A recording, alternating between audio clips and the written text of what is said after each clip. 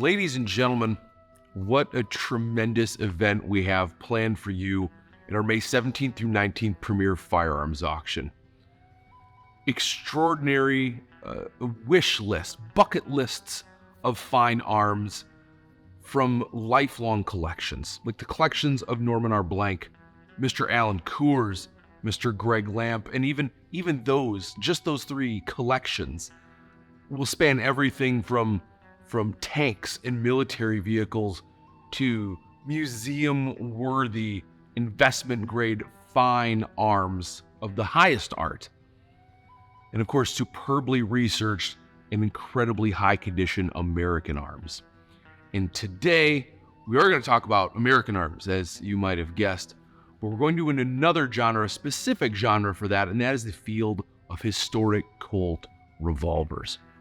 Not just any historic Colt revolvers, of course, but arguably one of the pinnacles of martial revolvers in the fine arms field, and those are lotted Colt single-action army revolvers. Now, what is a lotted Colt?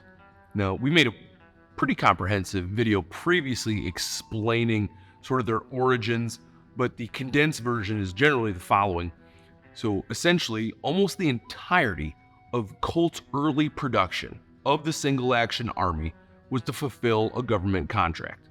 And of those 8,000 Colt single-action armies that were being made for that contract, they're being earmarked by the War Department for the Army's 10 cavalry regiments. These are being shipped, as we mentioned, in groups of 1,000 called lots, the lotted Colts. They're being shipped from Colt to Springfield, and then Springfield Armory in Massachusetts is forwarding them to about 5 arsenals around the country. Now, it's thanks to this system where we can track these guns. So for historians and collectors, they have a much better idea of not only when they were shipped, of course, but maybe where they were, or where they served, or maybe even a regiment and what kind of action they saw, maybe even an individual soldier that carried them. And if you've been involved in collecting for any amount of time, you know that sort of information, the where, the when, the groups, the individual soldiers, that type of information is type that gets collectors' hearts pumping. Too often we have to look at these guns and wonder, like, if this gun could talk, what would it say? But lotted Colts, these earliest of the Colt single-action armies, they often do have a story to tell. Lotted Colts have a voice, and it's thankfully a voice during the earliest and often the most historically significant part of their journeys. Now, upping the ante even further, as if lotted Colts needed it, lotted Colt circles are early enough and bear the early hallmarks that Colt collectors already find so desirable. You've got your black powder frame, you have your antique status, and of course, the sub-inspection marks of one Mr. Orville W. Ainsworth. Often those three things alone are enough to drive the value of a Colt single-action army, but lotted Colts, they're a revolver under their own. Rock Island Auction Company, thankfully, has had the privilege to examine and offer several lotted Colts. Most recently, we offered a previously unknown Lot 5 back in August 2023, where it brought just over $293,000. Prior to that, May 2022, we found the finest known Lot 5 Colt, and that brought just over $763,000. So, simply put, lotted Colts are arguably the very top of the martial revolvers field, and definitely at the top of 19th century American arms as well.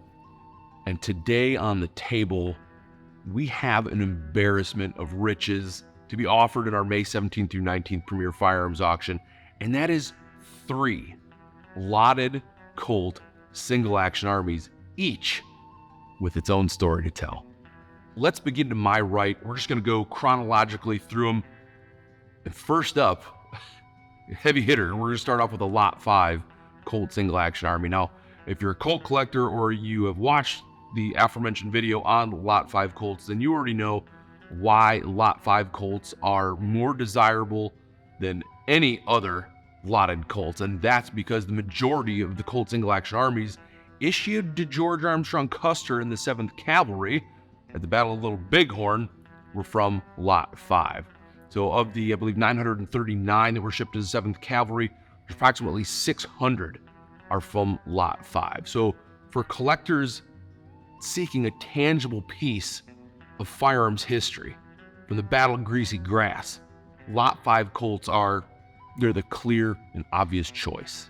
This one is serial number 5139. Now that's a serial number that was heretofore unknown in John Kopech's survey of Lot 5 Colts. Of course, Mr. Kopech considered the authority on single actions, and especially some of these lotted ones with their Custer history. And it fits perfectly into this 5100 number serial range, and it's bracketed on either side by Colts already documented to the Battle of Little Bighorn. Pretty fantastic stuff for your Colt collector. Now, it's safe to say that 5139 saw some good old frontier use after the Battle of Little Bighorn. But in a testament to these old revolvers, you get goosebumps thinking about it. After all it's seen, after all it's done, this is a revolver mechanically that could still get the job done today. Now this Lot 5 Colt that's been there and done that and could still do the job today mechanically is estimated at between $15,000 and $30,000 in this auction.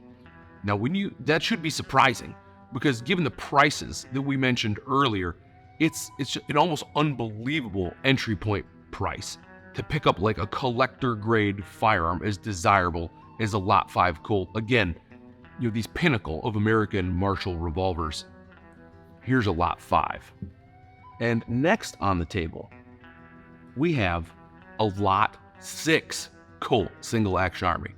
As you might expect, they were issued after the Lot 5 Colts, and I'm happy to say that the story behind our Lot 6 Colt is so extraordinary that we are going to separate this revolver and give it its own separate video telling its incredible story. So make sure you're subscribed.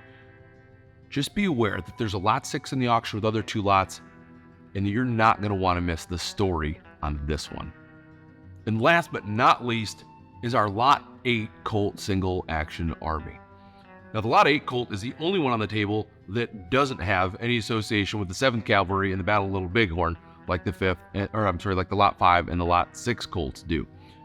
But that is hardly an apology for the Lot 8 Colt. Not only do they have a fantastic history all their own, but the condition on this one speaks for itself. And let's take a look at that condition right now. As we always say with firearms here at Rock Island Auction Company, it's condition, condition, condition, and this gun has it in absolute spades. You're looking at over 75% of the original finish. And oh, by the way, that original finish is 150 years old this year. That's a pretty good looking gun at 150 years old to have 75%. We have matching grips, and probably my favorite part, and I can't ignore talking about it anymore, is this feathering on the front sight. Those are original polishing marks. Those things disappear so quickly. To have them still on a gun, again, it's 150 years old, is absolutely incredible. Kopech on his letter on this gun, which is new to his survey, by the way, notes the near new cartouche, which we're showing you on that near side on the left grip there. He notes also in his letter, no drag line on the cylinder. And as I'm looking at, especially in these lights, this case coloring on the frame, which still has a remarkable amount of color, again, for a gun 150 years old. What a beauty in this Lot 8 Colt.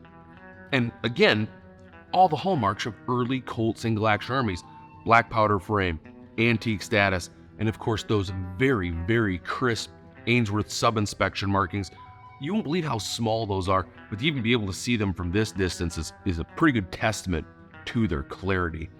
As with most of these lotted Colts, this is shipped early. This is 1874. Also going from Springfield Arsenal. This one, because it's a lotted Colt, we know where it goes from after Springfield Arsenal, and that's the Fort Union Arsenal in New Mexico, where it was originally issued to the 8th Cavalry. So here's where you get into who it served with and what it did. The 8th Cavalry, they're of course starting in New Mexico at this time, or at least for a 2-year period before 1876, and they start moving and serving into Texas.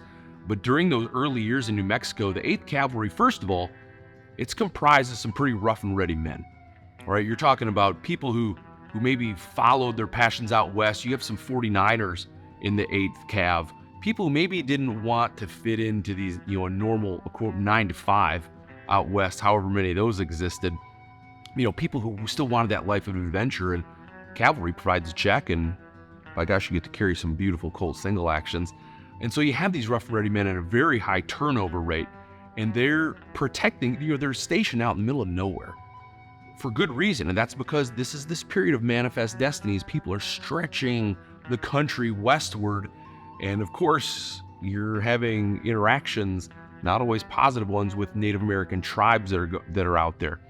And so the government is stationing the army and the cavalry out there to protect its own citizens as they're expanding west, as you're going over what might be barely a trail out of some pretty distant terrain.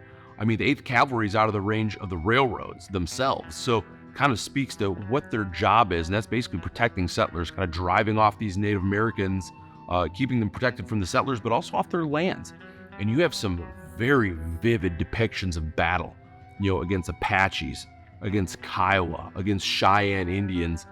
There's some against Utes as well. And just the battles that the 8th Cavalry went through are absolutely extraordinary. And that's just during their time in New Mexico. They're serving in Texas later. I believe in 1876 is when they move over there. And of course, they're coming back in 1886, the 8th Cavalry, to help, fight their Apache foe and track down Geronimo in 1886. So the history of the 8th Cavalry is rich, and that's where we know that this revolver is issued. So you have the condition. And I'm getting goosebumps talking about it. And you have the 8th Cavalry history of the absolute westernmost edge of the American frontier at that time. It's just an incredibly special Colt single action. It's an honor to hold it. And what makes this gun, of course, so special with all that is because it's an early production. It's a 4-digit serial number.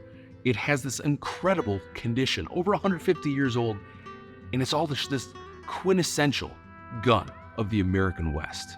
Now, we started this video calling this table full of Colts an embarrassment of riches, and hopefully now you can see why, although admittedly you don't know the full story just yet.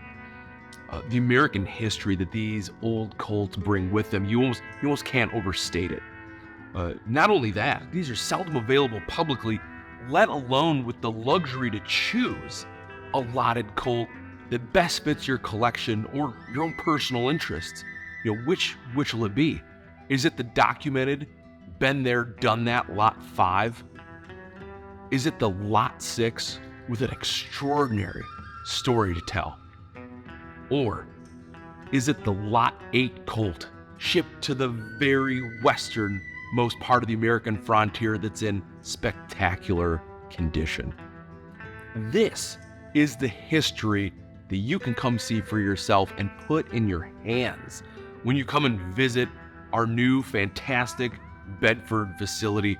We're filming in here to give just a taste, and hopefully you will come join us during our May 17th through 19th premier firearms auction. Also, please consider this your own invitation to join us on May 16th. That is a full day of preview for thousands of the best collector firearms available today. We hope to see you soon in Bedford. Until next time, keep your powder dry.